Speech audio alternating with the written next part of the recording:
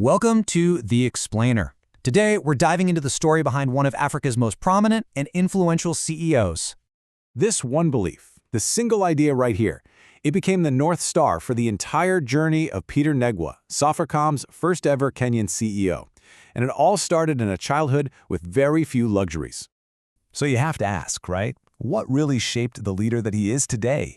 To truly get a handle on the man running this tech giant, we can't just look at the corner office. No, we have to go way, way back, all the way to the beginning. So, let's do it.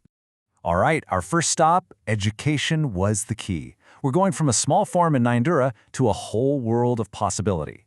You see, Peter Ndegwa's story, it doesn't start in some fancy boardroom. It starts in rural Nyandura, where he was the second born in a big family of 9 kids. So picture this. It's the late 1960s. Life is pretty basic. We're talking about a subsistence living environment on a small 3-acre farm. His dad was a sailor, so he was away from home a lot. That meant it was really his mom and the whole village, that super tight-knit community, who raised him. And that's where he learned about responsibility, right from the very beginning. And his parents, they were absolutely convinced that education was the most important thing. This belief was really forged in his father's own painful past. I mean, can you imagine his dad had this promising academic future, but then his exam results just disappeared, vanished. And just like that, his path forward was cut off.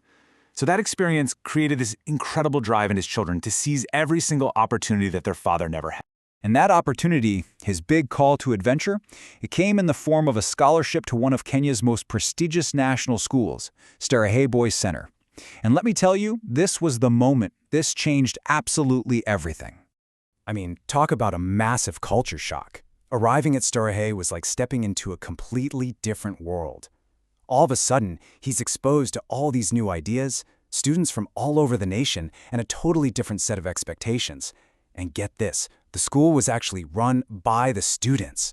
Talk about learning leadership on the job right from day one. But here's the thing. It wasn't just about hitting the books. Starehe had this core philosophy, this principle known as the charge. It was basically a lifelong duty to give back. And that idea, that value, it would stick with Ndegwa and really come to define his leadership for the rest of his career. Okay, next up, leading on a global stage. This covers his 20-year journey from being an advisor to a real hands-on operator. So with that foundation of discipline and purpose, Ndegwa starts making these really smart, deliberate career moves. He wasn't just trying to climb the corporate ladder, no, he was building a complete toolkit, piece by piece, to become a true general manager. Now, what's really fascinating here is that his path wasn't a straight line up to the top. It was more of a strategic zigzag. You can see it on the timeline. Instead of staying in his comfort zone, he intentionally jumped from strategy right into sales, an operational role where, honestly, he was a total novice. And there's a powerful lesson in that for any aspiring leader. Getting that cross-functional experience, even if it feels like a sideways move, is exactly what builds the big-picture perspective you need to run an entire business. And this is literally what he told his new sales team on day one. He actually chose to move into roles where he wasn't the expert. Why? Well, it forced him to listen, to learn from his team, and to trust their expertise.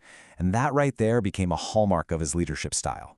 So what was the biggest thing he learned in sales? It was simple. Spend time in the shops, because shops don't lie. He figured out that true understanding doesn't come from spreadsheets back at the office. No way.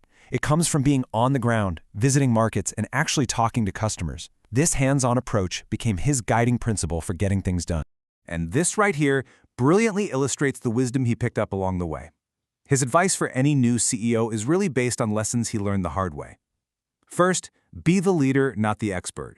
Your job is to lead the specialists. Second, allow yourself to be surprised. A CEO's day is completely unpredictable. You can't let it throw you off your game. And third, and this is a big one, make those tough people decisions early. Putting them off only makes things worse. So, after 2 decades of building his career abroad, the final stage of his journey brought him right back home to Kenya to face what would be his greatest challenge yet. So get this. The date is April 1st, 2020. He becomes the very first Kenyan CEO of Safaricom, and he has to start his new job from his house, in quarantine, during a global pandemic. You can't make this stuff up. He couldn't even meet his new team in person. He was leading one of the nation's most critical companies entirely over Zoom. Talk about a test of leadership under pressure. And if you want to grasp just how huge this new role was, just look at this number, 150 million. That's how many M-Pesa transactions are processed every single day. Safaricom isn't just a company, it's woven into the very fabric of daily life in Kenya. The sheer scale is just staggering. You know, his son, who absolutely loved their life in the Netherlands, asked him why they had to leave for this new job in Kenya. And his answer was so simple but so powerful. He said, "There are some roles you don't decline." For Ndigwa, this wasn't just another career move, it was a call to service. So after this long, winding journey, what's the point? What is the elixir, the special knowledge that he brings back? What is the legacy that he wants to build for the future? Well, his vision goes way beyond just being a telecommunications company. He wants to use Safaricom's powerful platform to actually transform Kenyan society. We're talking about digitizing essential sectors like agriculture, health, and education, and making sure that no one gets left behind. The goal is to empower young people so they can compete on a global stage, right from their own homes. So it all comes full circle.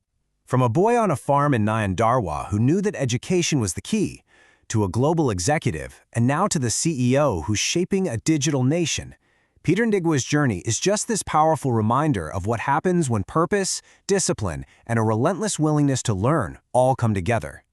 It shows how an incredible path can be forged,